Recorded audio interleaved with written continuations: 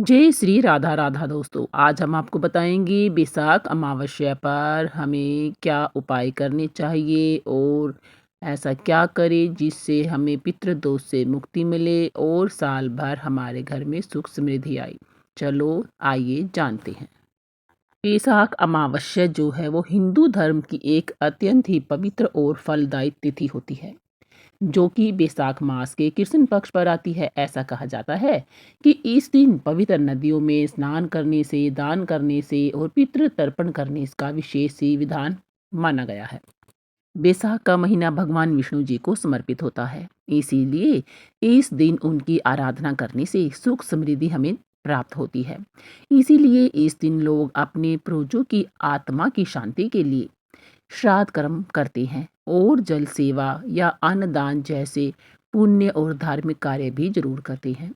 यह तिथि आध्यात्मिक शुद्धि और शांति प्राप्ति के लिए बहुत ही उत्तम अवसर माना जाता है। बैसाख अमावस्या न केवल पूजा पाठ बल्कि जीवन की अन्य समस्याओं को दूर करने वाले प्रभावी उपायों के लिए भी जानी जाती है।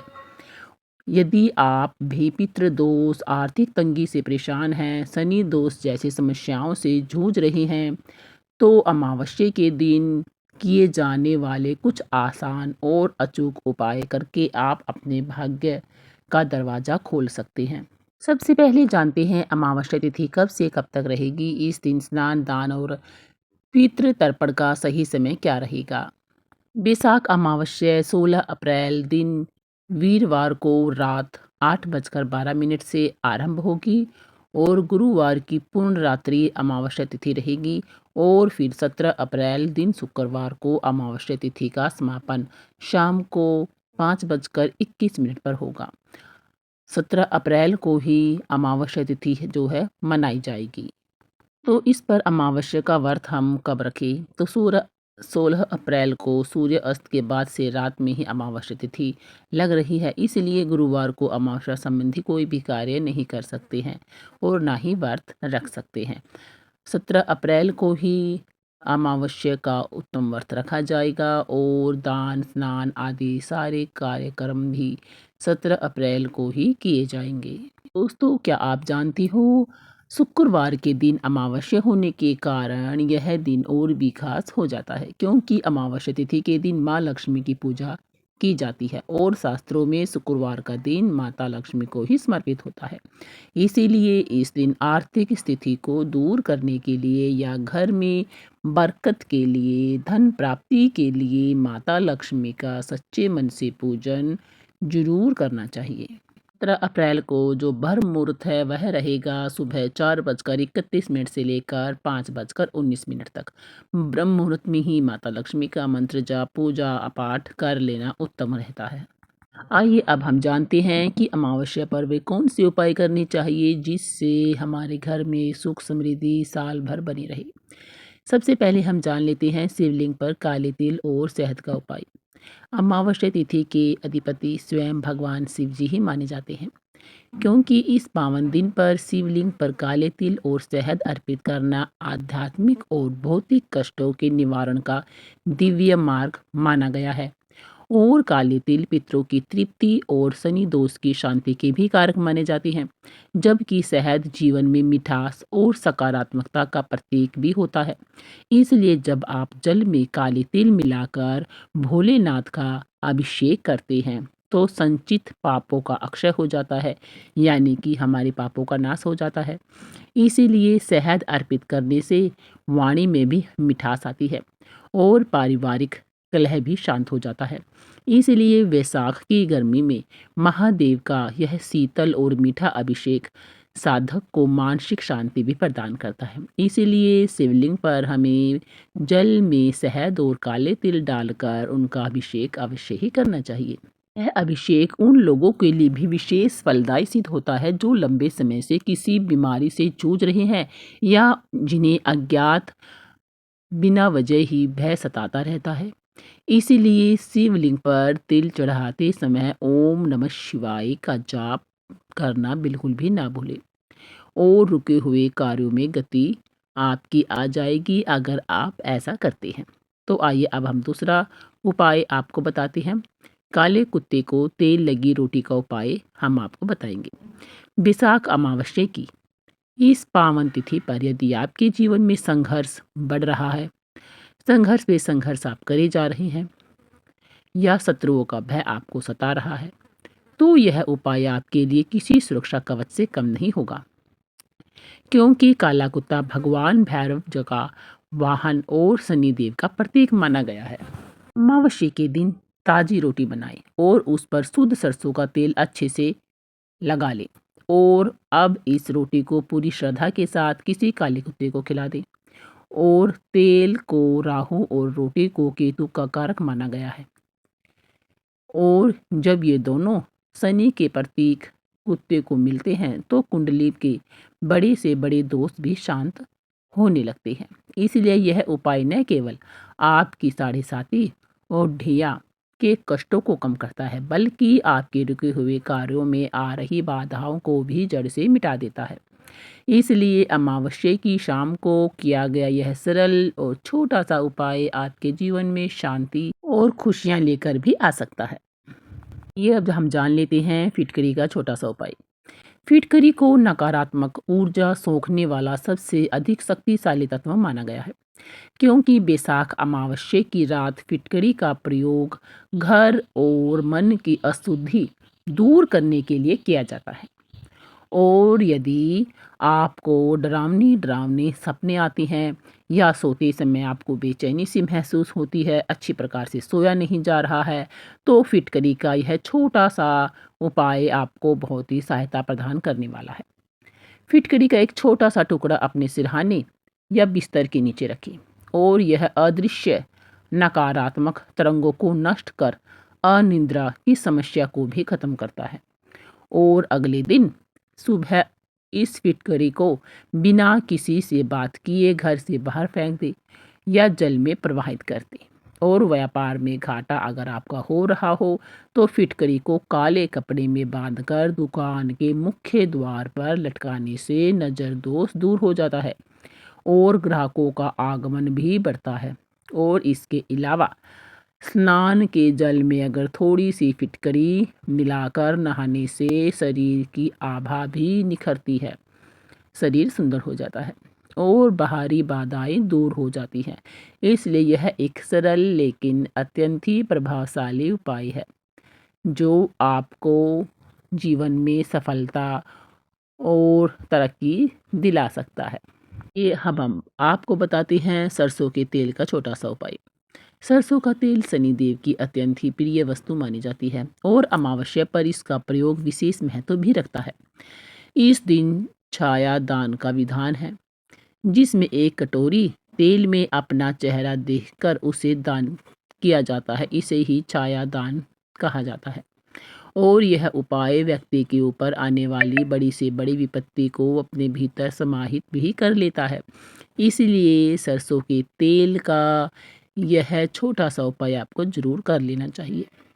सरसों के तेल का दीपक जलाने से घर का वास्तु दोष दूर हो जाता है। और यदि आप आर्थिक तंगी से जूझ रहे हैं, परेशान हैं, तो बैसाख अमावस्या की रात सरसों के तेल के 5 दीपक किसी सुनसान स्थान या पीपल के नीचे जरूर जलाएं। और तेल की अक्षीणता बुरी शक्तियों को घर से दूर रखती है। इसलिए बैसाख मास की अमावस्या पर तेल का दान करने से व्यक्ति के यश और कीर्ति में वृद्धि होती है। इसीलिए यह उपाय उन लोगों के लिए रामबाण है जिनके व्यापार में स्थिरता नहीं है। तेल का दान हमेशा निस्वार्थ भाव से ही करना चाहिए ताकि शनिदेव की कृपा से जीवन में संघर्ष कम हो और सुख समृद्धि हमारे जीवन में आए। आइए अब हम आपको बताते हैं पीपल के नीचे चौमुखी दीपक का उपाय। पीपल के वृक्ष को हिंदू धर्म में देव वृक्ष भी माना गया है, जिसमें ब्रह्मा विष्णु और महेश जी का वास होता है। क्योंकि बैसाख अमावस्या की शाम को पीपल के नीचे आटे का चौमुखी दीपक यानी कि 4 बत्तियों वाला दीपक जलाना पितरों को प्रसन्न करने का सबसे अधिक और सर्वोत्तम उपाय माना जाता है। और 4 बत्तियों वाला दिशाओं का प्रतीक होता है, जो यह सुनिश्चित करती है कि आपके जीवन में किसी भी दिशा से दुख प्रवेश ना हो। इसीलिए सरसों के तेल का यह 4 बत्तियों वाला दीपक जलाने से पितृदोष की शांति भी होती है और हमारे पूर्वजों का आशीर्वाद हमें मिलता है। और ऐसा माना जाता है कि अमावस्या के दिन पितृ पीपल की छाया में भी विश्राम करते हैं और जब हम वहाँ दीप प्रज्वलित करते हैं, जलाते हैं, तो उनके मार्ग में प्रकाश होता है, जिससे वे प्रसन्न होकर हमारे वंश वृद्धि और धन धान्य का हमें वरदान देते हैं। इसलिए यह उपाय ग्रह क्लेश को समाप्त भी करने में काम आता है और घर में सुखद वातावरण का निर्माण भी करता है। और दीपक जलाते समय 7 बार हमें पीपल के वृक्ष की परिक्रमा जरूर करनी चाहिए। इससे हमें अनंत पुण्यों की प्राप्ति होती है। आइए अब हम आपको बताते हैं अमावस्या पर किया जाने वाला पीले फूल का उपाय। बैसाख अमावस्या पर पीले फूलों का उपाय भगवान विष्णु और देवगुरु बृहस्पति जी की कृपा प्राप्त करने का सबसे सरल और सुंदर उपाय है। क्योंकि पीला रंग ज्ञान, शुद्धता और सौभाग्य का प्रतीक होता है, इसलिए इस पावन दिन पर भगवान विष्णु को हमें पीले पुष्प जैसे कि गेंदा या पीले कनेर के फूल हमें भगवान विष्णु को जरूर अर्पित करने चाहिए। ऐसा करने से कुंडली में ग्रह मजबूत होता है, जिससे हमारे करियर और शिक्षा के क्षेत्र में आ रही सभी बाधाएं अपने आप ही समाप्त हो जाती हैं। और यदि आपके विवाह में भी देरी हो रही है या वैवाहिक जीवन में तनाव है, लड़ाई झगड़े हो रही हैं, तो भगवान विष्णु माता लक्ष्मी के चरणों में 2 पीले फूल चढ़ाकर अपनी मनोकामना कहें। और यह उपाय व्यक्ति की आंतरिक ऊर्जा को सकारात्मक भी बनाता है और भाग्य के द्वार भी खोलता है। इसीलिए वैशाख मास में भगवान मधुसूदन का फूलों से श्रृंगार करना व्यक्ति के जीवन को भी खुशियों से महका देता है। और इसीलिए हमें वैशाख मास में भगवान विष्णु का पीले फूलों के साथ श्रृंगार भी करना चाहिए, जिससे हमारा जीवन फूलों के समान ही महक उठे। ये अब हम आपको बताते हैं हल्दी की गांठ का छोटा सा उपाय। हल्दी केवल एक मसाला ही नहीं होता, बल्कि हिंदू अनुष्ठानों में पवित्रता और समृद्धि का स्तंभ भी माना गया है। क्योंकि अमावस्या के दिन साबुत हल्दी की गांठ का प्रयोग आर्थिक तंगी को जड़ से मिटाने के लिए किया जाता है। एक पीले कपड़े में हल्दी की 5 या 7 गांठें बांधकर अपने पूजा स्थान पर रखें और साथ ही ओम नमो भगवती वासुदेवाय मंत्र का जाप करें। इसके बाद फिर इस पोटली को अपनी तिजोरी या धन रखने के स्थान पर स्थापित कर दे। और हल्दी की सात्विक ऊर्जा दरिद्रता को घर से दूर रखती है और नकारात्मकता को नष्ट करती है। यदि आप कोई नया काम शुरू करने जा रहे हैं तो हल्दी की गांठ अपने पास रखना सफलता की संभावना को और अधिक बढ़ा देता है। इसलिए यह उपाय उन लोगों के लिए भी विशेष मान्य रखता है जो संचित धन की कमी महसूस करते हैं, क्योंकि हल्दी धन के कारक यानी कि बृहस्पति जी को प्रसन्न कर आय के नए स्रोत भी हमारे लिए बनाती है। आइए अब हम आपको बताते हैं कोड़ियों का उपाय।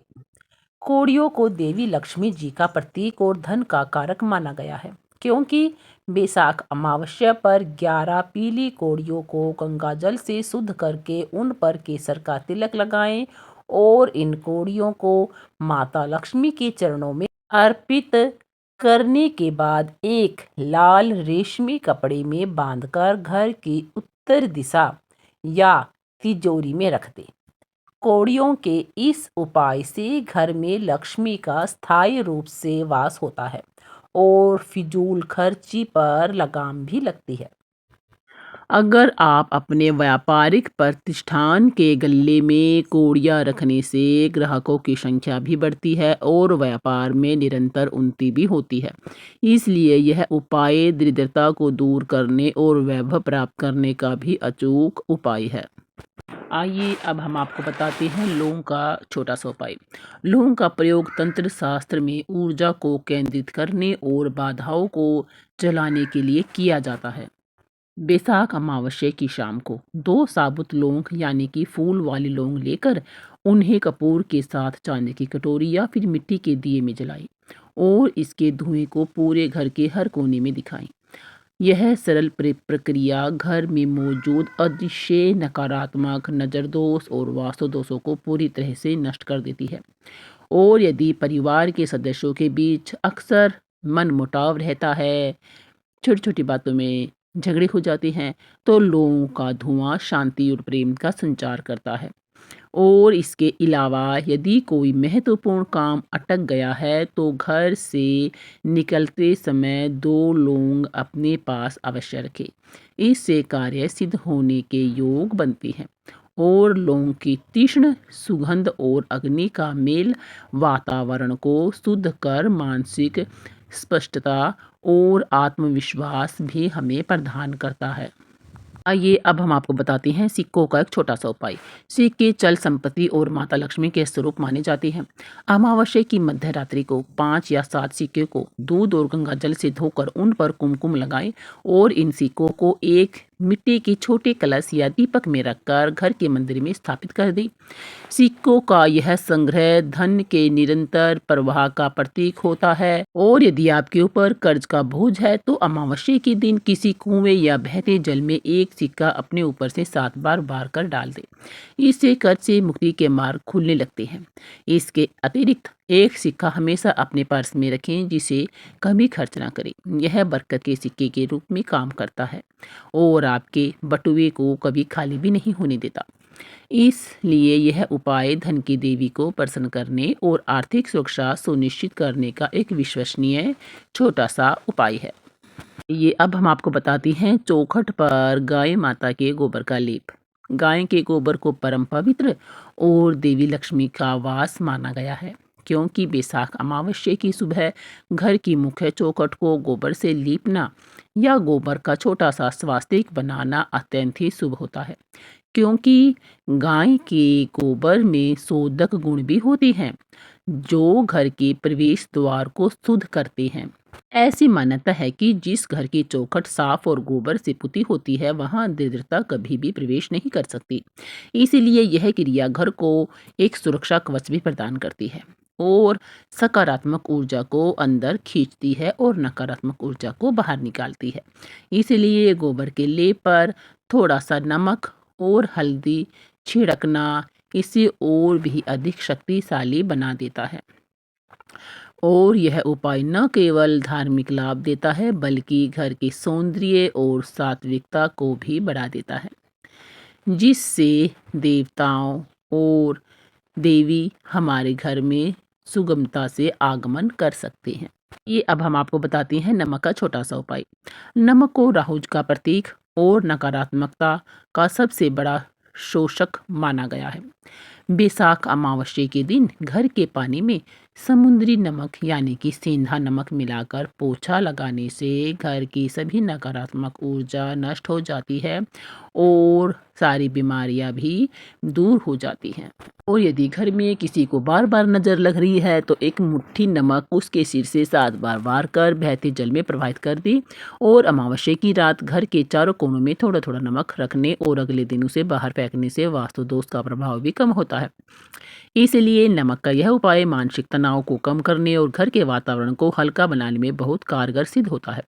और यह एक ऐसा उपाय है जो वैज्ञानिक रूप से भी कीटाणुओं का नाश करता है और हमारे घर में सकारात्मक ऊर्जा लाता है, नकारात्मक ऊर्जा को घर से बाहर निकालता है।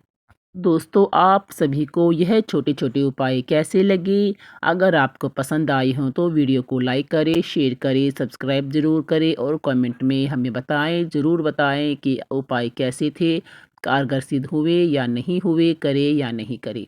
तो राधे राधे, जय श्री कृष्णा।